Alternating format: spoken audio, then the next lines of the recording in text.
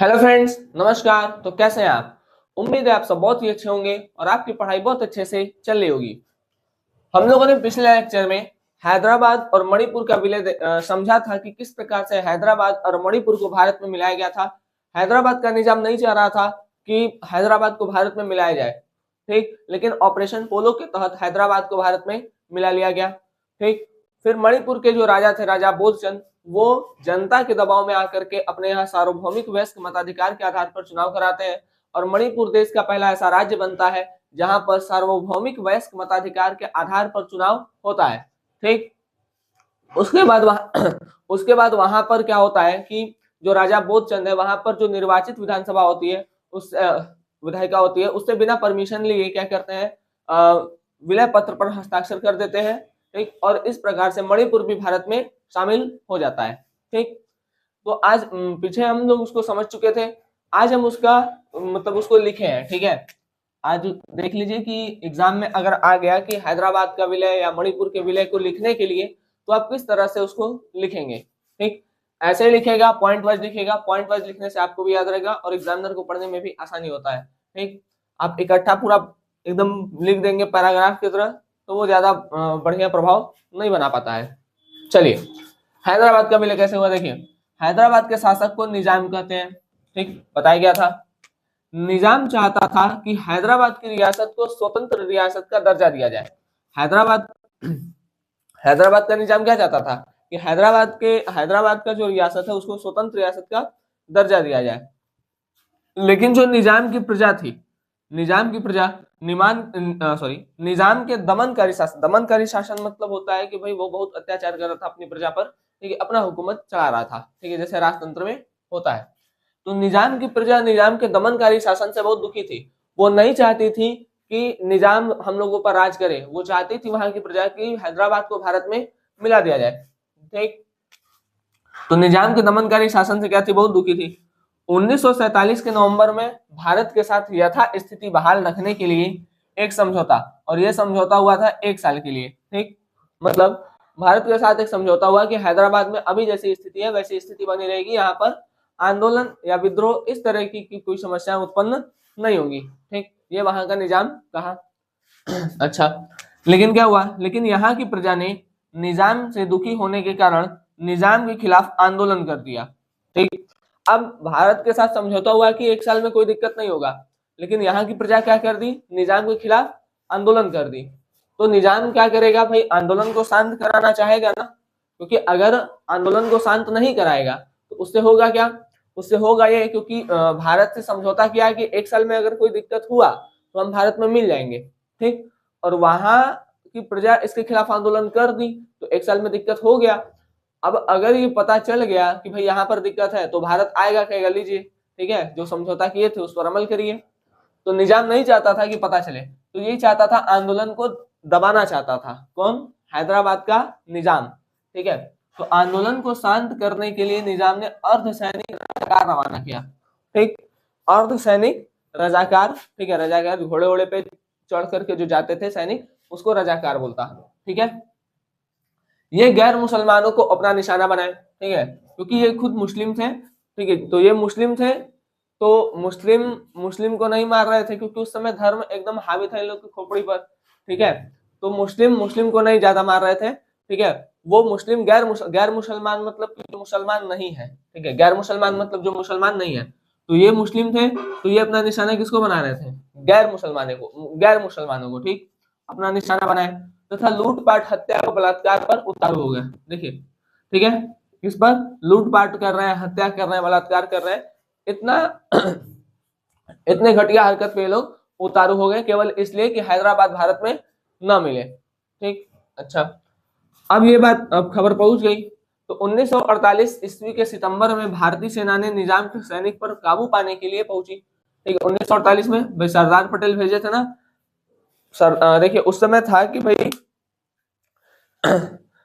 आप अपनी सेना नहीं भेज सकते हैं। ठीक है, मतलब अगर कहीं पे आपको एक्शन लेना है तो आप अपनी आर्मी को नहीं भेज सकते हैं। ठीक, बात समझ में? तो आर्मी नहीं भेज सकते हैं, तो सरदार पटेल क्या किए, आर्मी को भेजे लेकिन पुलिस के भेष में। ठीक है, तो जब वहां से मतलब यूएनओ की तरफ से आया कि भाई आप मतलब देखिए यहाँ का जो निजाम है ना, निजाम क्या कहा, निजाम कह रहा था कि भाई हमको भारत सरकार की तरफ से, मतलब भारत सरकार की तरफ से सेना उतरी है हमारे यहाँ, ठीक। मतलब निजाम जो था यूएनओ में कहा कि भारत सरकार की तरफ से हमारे यहाँ सेना को भेजा गया है, ठीक। तो पटेल जी यूएनओ को जवाब दे कि आप सेना के लिए मना के, हम सेना नहीं उतारे, हम पुलिस उतारे हैं, ठीक है, बात समझे। तो पुलिस के भेष में हाँ, पुलिस के भेष में आर्मी पहुंची थी वहां, ठीक। तो भारतीय सेना ने निजाम के सैनिक पर काबू पाने के लिए पहुंची तथा कुछ दिन बाद लड़ाई, मतलब कुछ दिन तक लड़ाई चली, और लड़ाई के बाद जो भारतीय सैनिक थे उन्हें जीत हासिल मिली, ठीक।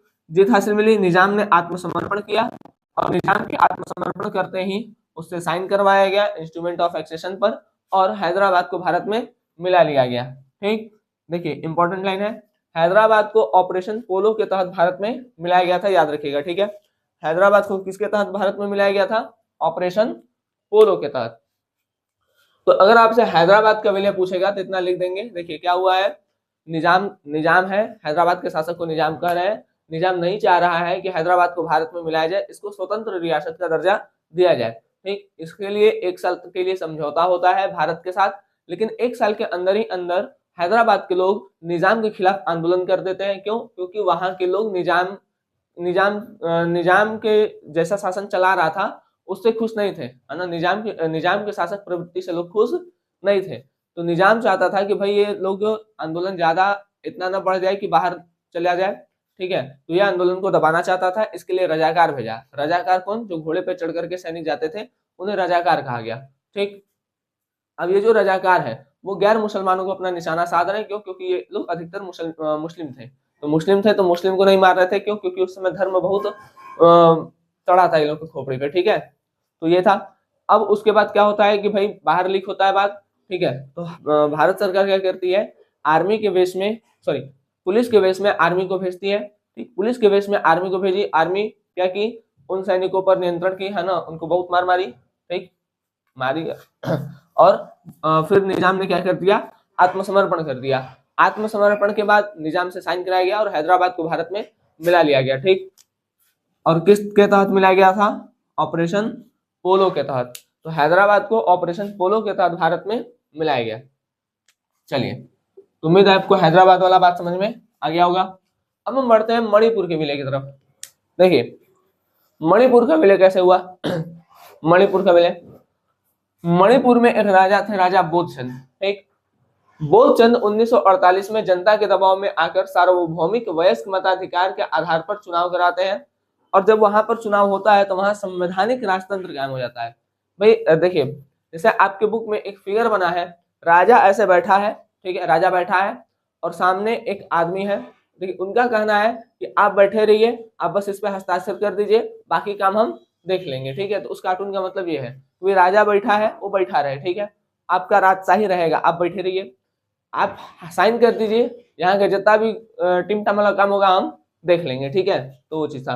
तो संवैधानिक मतलब संविधान के अनुसार राजतंत्र चलेगा, ठीक है। तो संवैधानिक राजतंत्र कायम हुआ और मणिपुर देश का ऐसा पहला राज्य बना जहां पर सार्वभौमिक वयस्क मताधिकार के आधार पर चुनाव हुआ। इंपॉर्टेंट लाइन है, कई एग्जाम में पूछता भी है कि सार्वभौमिक वयस्क मताधिकार के आधार पर चुनाव होने वाला देश का पहला राज्य कौन सा था, तो था मणिपुर, ठीक है। अब देखिए, मणिपुर की निर्वाचित विधानसभा से बिना परामर्श लिए बगैर भारत सरकार ने महाराजा को भारतीय संघ में शामिल होने के लिए कहा और जो राजा थे वो समझौते पर हस्ताक्षर कर दे, ठीक है। कहा कि समझौते पर हस्ताक्षर कर दीजिए, जिसमें भारत सरकार सफल रही, ठीक है। देखिए वहां का राजा का राजतंत्र था, लेकिन वहां संविधान भी आ गया था। तो जैसे ही संविधान आया तो राजतंत्र था, लेकिन अब राजतंत्र उस हिसाब से उसका अब संवैधानिक राजतंत्र है। तो संवैधानिक राजतंत्र में राजा का उस हिसाब से पावर नहीं होता है जिस हिसाब से राजतंत्र में होता है। राजतंत्र में वो जो बोल देगा वही होगा, लेकिन संवैधानिक राजतंत्र में वो जो बोलेगा वो नहीं होगा, क्योंकि उसको संविधान के हिसाब से लेकर के चलना है अब, ठीक है। तो ये चीज था। तो भाई संवैधानिक राजतंत्र आने से राजा का लगभग पावर समाप्त हो गया था, ऐसा नहीं कि नहीं था, लेकिन लगभग जो पावर थी बहुत ज्यादा कम हो गई थी, ठीक है। राजा के पास जो पावर था बहुत कम हो गया था। तो कहा कि आप कुछ हैया नहीं है तो जाके साइन मार देते हैं, ठीक है। तो गया और साइन कर दिया, ठीक है। लेकिन यहाँ की विधानसभा से बिना परमिशन के गया था। इसलिए मणिपुर की जनता इस बात से खुश नहीं थी। ठीक है, कि आप अपने मन में जाके क्या कर दिए। ठीक है, ये चीज। तो मणिपुर की निर्वाचित विधानसभा से परामर्श लिए बगैर भारत सरकार क्या किया, महाराजा को बोले कि भैया साइन ऑन कर दीजिए, ठीक है, मणिपुर को भारत में मिला दीजिए। महाराजा भी कहे ठीक है, कोई हमारा कुछ चल ही नहीं रहा है तो हम मार देते हैं, साइन मार दिए। ठीक है, उसके बाद क्या हुआ, मणिपुर भी भारत में मिल गया। लेकिन राजा के इस हरकत से वहां की प्रजा इनसे खुश नहीं थी। ठीक है, बात समझ में आ गया। चलिए, नीचे एक लाइन लिखा है, शायद नहीं दिख रहा हो, हम बोल देते हैं। देखिए, सफल रही के बाद देखिए, सितंबर 1949 में मणिपुर भारत में मिल गया। ठीक है, सितंबर 1949 में मणिपुर को क्या किया गया, भारत में मिला लिया गया। ठीक है, उम्मीद है ये चीजें आपको समझ में आई होंगी। जैसे है वैसे आप लिखिए और एग्जाम में भी वैसे ही लिख लीजिएगा। ठीक है, आपको नंबर मिलेगा। ठीक है, चलिए मिलेंगे आपसे अगले लेक्चर में, तब तक के लिए धन्यवाद। जय हिंद। आप लोग अच्छे से पढ़ाई करते रहें।